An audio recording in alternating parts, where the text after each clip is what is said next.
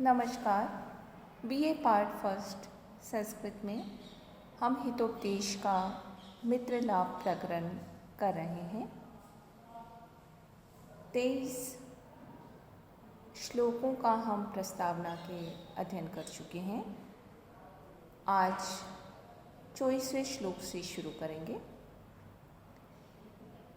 यस्य कस्य प्रसूतो अपि गुणवान् पूज्यते नरः धनुर्वंश विशुद्धो अपि निर्गुणः किं करिष्यति। यस्य कस्य प्रसूत अपि, जिस किसी भी वंश में उत्पन्न हुआ भी मनुष्य गुणवान नरः लोके पूज्यते। गुणवान होने पर समाज में पूजा जाता है, सम्मानित होता है। किसी भी वंश में उत्पन्न मनुष्य यदि गुणी है तो समाज में उसका सम्मान होता है, वो प्रतिष्ठा पाता है। वंश विशुद्ध अपि धनु, जैसे श्रेष्ठ बांस से बना हुआ धनुष भी निर्गुण तदा स किं करिष्यति, यदि वो प्रत्यंचा से रहित है, डोरी से रहित है, तो वह क्या कर सकता है? उसका कोई भी उपयोग नहीं है। श्लोक का भाव यह है कि जैसे उत्तम बांस का बनाया हुआ धनुष भी जब तक प्रत्यंचा या डोरी से बांधा नहीं जाता तब तक वह शत्रु संहार आदि किसी भी कार्य में समर्थ नहीं होता, वैसे ही श्रेष्ठ कुल में उत्पन्न हुआ मनुष्य भी जब तक किसी गुण या कला को नहीं सीखता तब तक वह किसी भी काम का नहीं होता। यहाँ दृष्टांत अलंकार के माध्यम से निर्गुण अर्थात विद्याहीन पुत्र से कुछ भी लाभ नहीं है, यह बताया गया है। तत्कथम इदानीम एते मम पुत्रा गुणवन्तः क्रियताम्। अब राजा को चिंता होती है कि अब मेरे ये पुत्र कैसे गुणवान बनाए जाएं।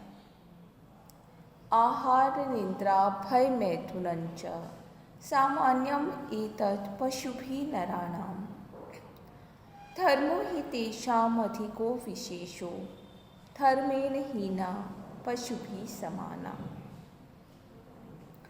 नराणाम आहार निद्रा भय मैथुनं च, मनुष्यों का भोजन करना, नींद लेना, भयभीत होना या प्रेम क्रीड़ा करना, ये चारों चीज़ें तो जो है एतत् पशुभिः समानम, ये सारी बातें पशुओं के समान ही मनुष्यों में भी पाई जाती है। ही धर्म तेषाम् अधिका विशेष, लेकिन निश्चय ही धर्म उन मनुष्यों में एक अधिक विशेषता है। धर्मेण हीना पशुभिः समाना, अतः धर्म के अभाव में मनुष्य पशुओं के समान हो जाता है। खाना, सोना, डरना और रति क्रीड़ा करना, ये चारों क्रियाएं तो मनुष्यों में पशुओं के समान ही होती है। मनुष्य और पशु में इनमें कोई भी भेद नहीं है, किंतु मनुष्यों में एक अधिक गुण है, उस गुण से मनुष्यों का पशुओं से भेद होता है। पर धर्म यदि मनुष्य में न हो तो वो मनुष्य पशु के समान ही है। क्या धर्म का आशय कर्तव्य बोध से है। यह कर्तव्य बोध मनुष्यों में नहीं हो तो वो पशु के समान ही है। इसके बाद आगे कहते हैं, धर्मार्थ काम मोक्षाणां यस्य एको अपि न विद्यते अजाकल स्तनस्य इव तस्य जन्म निरर्थकम्। यस्य धर्मार्थ काम मोक्षाणाम। जिस मनुष्य का धर्म अर्थ और काम मोक्ष में से एका अपि न विद्यते, एक भी जिसमें सफल नहीं होता, तस्य जन्म, उसका जन्म अजाकल स्तनस्य एव, बकरी के गले में विद्यमान स्तनों की भांति निरर्थकम, निष्फल है, निरर्थक है। अजाकल स्तनस्य एव, यह एक मुहावरा है जिसका प्रयोग निष्फल वस्तु के लिए होता है। कुछ बकरियों के गले पर स्तनों के समान दो विशिष्ट अंग लटके रहते हैं जिनका कोई प्रयोजन नहीं होता। जैसे बकरी के गले में लटकने वाले स्तन दूध रहित होने से निरर्थक होते हैं, वैसे ही जिस पुरुष के धर्म अर्थ काम और मोक्ष, इसमें से एक भी पुरुषार्थ जिसका सिद्ध नहीं होता, सफल नहीं होता, ऐसे मनुष्य का जन्म लेना व्यर्थ है। यच्चोच्यते, और जैसा कि कहा जाता है, आयु कर्म च वित्तं च विद्या निधनमेव च पंचेतान्यपि सृज्यन्ते गर्भस्थस्यैव देहिनः। आयु, कर्म, धन, विद्या और मृत्यु, एतानि पंच अपि, ये पांचों वस्तुएं गर्भस्थस्य एव देहिना, विधाता के द्वारा उसी समय बना दी जाती है जबकि प्राणी अपनी जननी के गर्भ में रहता है। उस समय ही देहिना विधात्रा सृज्यन्ते, अर्थात किसी भी प्राणी के पैदा होने से पूर्व ही इन पांच वस्तुओं का निर्धारण कर दिया जाता है। उपयुक्त श्लोक में ये कह रहे हैं कि ब्रह्मा जी मनुष्य की पांच वस्तुओं का निर्धारण उसी समय कर देते हैं जब वो अपनी माता के गर्भ में रहता है। पहली वस्तु है आयु, जीवन का समय। दूसरा कर्म, जो भाग्य के अनुसार सुख और दुख की प्राप्ति का कारण बनता है। तीसरा वित्त, अर्थात धन वैभव या संपत्ति। चौथा विद्या, अर्थात विविध कलाओं या शास्त्रों का ज्ञान। और पांचवा निधन, अर्थात मृत्यु। भारतीय संस्कृति के वातावरण में कई तत्व खुले मिले हैं, इनमें भाग्यवाद भी एक है। कई बार देखा जाता है कि अत्यधिक परिश्रम करने के उपरांत भी व्यक्ति सफल नहीं होता। अन्य व्यक्ति बिना किसी मेहनत के भी सफलता के शिखर पर पहुंच जाता है। कोई बिना पुरुषार्थ के यश पा लेता है तो कोई भरसक प्रयत्न करने पर भी नहीं पा पाता। इन सब विषमताओं को देखकर ही कवि की उक्ति सच लगती है, भाग्यम फलति सर्वत्र न विद्या न च पौरुषम।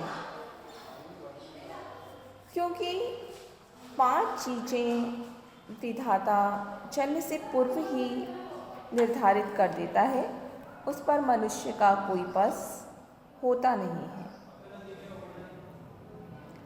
इसी भाग्यवाद को आगे पुष्ट करते हैं किंच, और क्या, अवश्यम भाविनो भावा भवन्ति महताम अपि नग्नत्वम नीलकंठस्य महाअहि शयनम हरे। महताम अपि, महान पुरुषों के जीवन में भी, महान लोगों में भी अवश्यम भाविनो भावा भवन्ति, अवश्य होने वाली घटनाएं तो होती ही हैं। क्या था? जैसे कि नीलकंठ से नग्नत्वम, भगवान शिव का दिगंबर अथवा वस्त्र विहीन होकर रहना तथा हरे महाअहि शयनम भगवान विष्णु का शेषनाग की शैया पर सोना। महताम शब्द यहाँ पर ऐश्वर्य से युक्त राजाओं या देवताओं के लिए आया है। ये श्लोक भाग्यवाद का पोषक है। प्राणी अच्छाई की प्राप्ति के लिए खूब प्रयत्न करता है, लेकिन उसे आशातीत सफलता नहीं मिलती तो वो घोर दुखी हो जाता है। ऐसी स्थिति में निराशा व दुख से बचने का एकमात्र उपाय भाग्यवाद है। उदाहरण देते हैं नीलकंठ का नग्नत्व। समुद्र मंथन के समय जब 14 रत्नों में से हलाहल विष भी रत्न निकला तो उसकी उग्र और भयंकर प्रभाव से विश्व के सभी प्राणी हाय हाय करने लगे। तो देवताओं ने जाकर शिव से प्रार्थना की उस भयंकर विष से जगत को बचाने की, क्योंकि राज शिव ने ऐसा ही किया और उस जहर को पी लिया। भगवान शिव योगी थे, अतः वो जानते थे कि यह विष उनके उदर में चला जाएगा तो उनकी आंतों का विनाश कर देगा। उन्होंने अपने योग बल से उसे गले में ही रोक लिया, उदर में नहीं जाने दिया। तभी से उनका सारा कंठ नीलवर्ण का हो गया और वे नीलकंठ के नाम से प्रसिद्ध हो गए। तो भगवान शिव अपने शरीर पर कोई परिधान या वस्त्र धारण नहीं करते। इसका कारण विधाता के भाग्य का लेख ही माना जाता है। संस्कृत साहित्य में जो त्रिदेव हैं उनमें ब्रह्मा महेश के साथ विष्णु का भी स्थान है। हरे महाअहि शयनम विष्णु शेषनाग की शैया पर शयन करते हैं। वे शुक्ल वर्ण हैं, 4 भुजाओं वाले हैं, शंख चक्र गदा पद्म को धारण करते हैं, कौस्तुभ मणि धारण करते हैं, सिर पर मुकुट धारण करते हैं। ऐसे विष्णु जब क्षीर सागर में शेषनाग की शैया पर शयन करते हैं और लक्ष्मी उनके चरण चापती है, तो इस स्थिति में यही कहा जा सकता है कि महान पुरुषों को भी संसार में देवाधीन होकर के सुख और दुख अवश्य ही भोगने पड़ते हैं।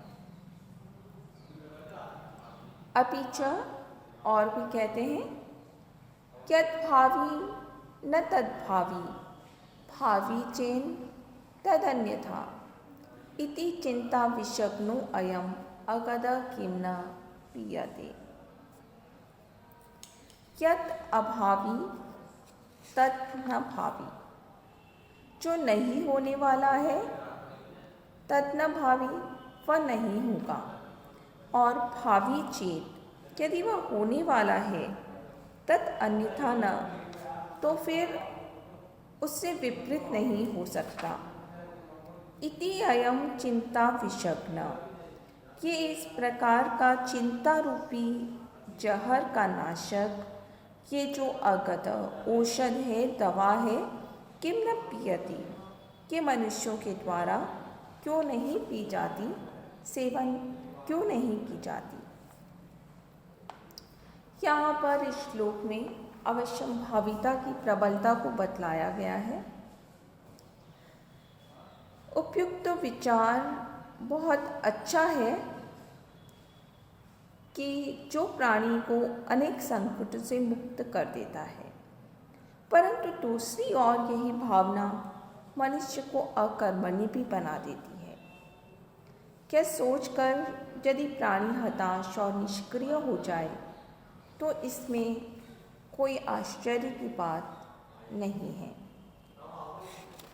ग्रंथकार आगे कहते भी हैं कि एतत् कार्य अक्षमाणाम केशांचित आलस्य वचनम।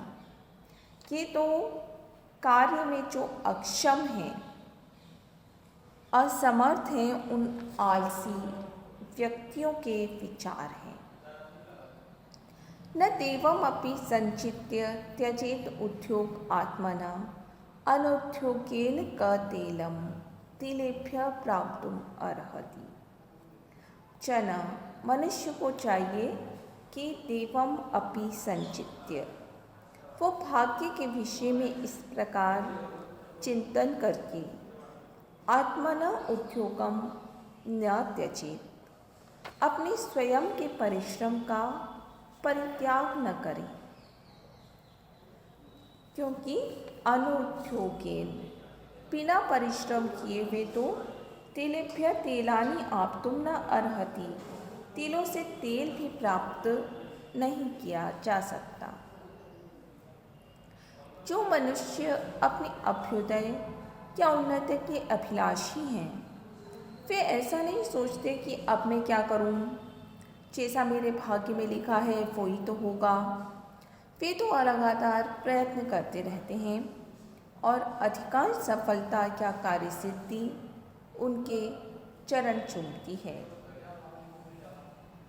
इस बात के लिए एक बहुत अच्छा उदाहरण दिया हुआ है यहाँ पर। हम सब जानते हैं तिलों में तेल होता है, परंतु तेल को चाहने वाला जब तक तिलों में से तेल निकालने का उद्योग नहीं करता, तब तक उसे तेल प्राप्त नहीं होता। परिश्रम करने के उपरांत ही कार्य सिद्धि मिलती है। यदि वो मनुष्य सोचे कि भाग्य से ही सब होता है, तो फिर उसे मिलने योग्य तेल रूपी फल तिलों से कभी नहीं मिलेगा। अतः मनुष्य को प्रयत्न करना चाहिए, भाग्य के भरोसे नहीं रहना चाहिए। अन्यच्च इसी बात को आगे कह रहे हैं, उद्योगिनम पुरुष सिंहम उपेति लक्ष्मी देवेन देयमिति का पुरुषा वदन्ति। देवं निहत्य कुरु पौरुषम आत्मशक्तिया यत्ने कृते यदि न सिद्ध्यति को अत्र दोष। लक्ष्मी उद्योगिनम पुरुष सिंहम उपेति। लक्ष्मी जो है वो तो परिश्रम करने वाले पुरुष श्रेष्ठ को मिलती है। का पुरुषा वदंती देवेन देयमिति। काया लोग ही ऐसा कहते हैं कि वह तो देवेन देयम भाग्य से प्राप्त होती है। मनुष्य को चाहिए कि देवम निहत्य आत्मशक्तिया पौरुषम कुरु, भाग्य की परवाह न करके अपनी सामर्थ्य के अनुसार परिश्रम करें। यत्ने कृते यदि न सिद्ध्यति अत्र का दोष। प्रयत्न करने पर भी उसे यदि सफलता नहीं मिलती तो इसमें उसका कोई दोष नहीं है।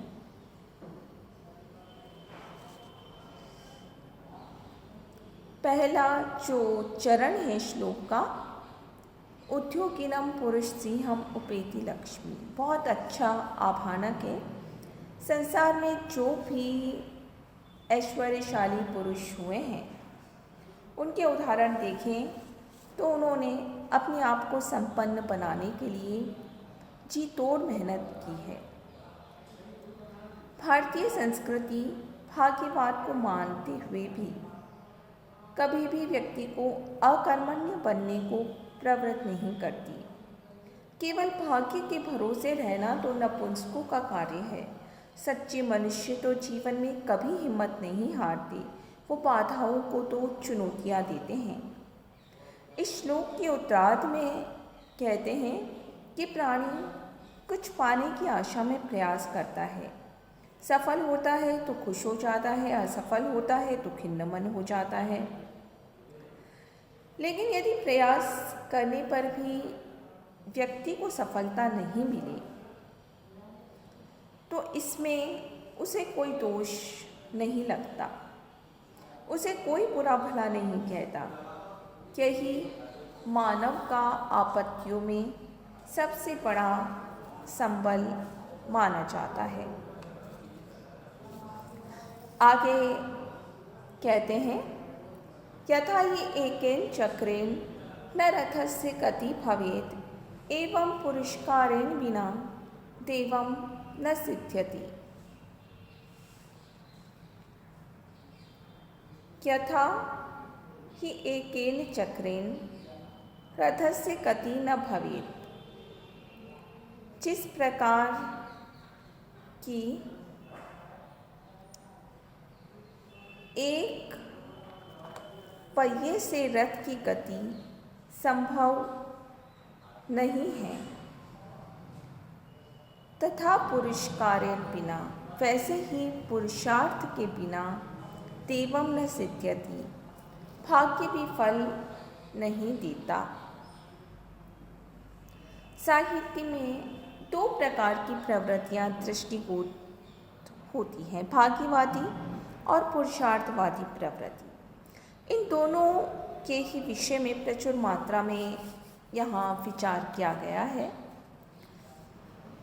वस्तुतः दोनों प्रवृत्तियां रथ के दो पहियों के समान हैं। जिस प्रकार रथ के दोनों पहिए उसकी गति के लिए महत्वपूर्ण हैं, उन दोनों में से एक के भी बिगड़ जाने पर रथ की गति में व्याघात उत्पन्न हो जाता है। ठीक उसी प्रकार देव और पुरुषार्थ की स्थिति है। इनमें से एक के ऊपर अवलंबित होने पर प्राणी का कार्य नहीं चल सकता। दोनों में समन्वय होना बहुत जरूरी है। इसलिए मनुष्य को सफलता के लिए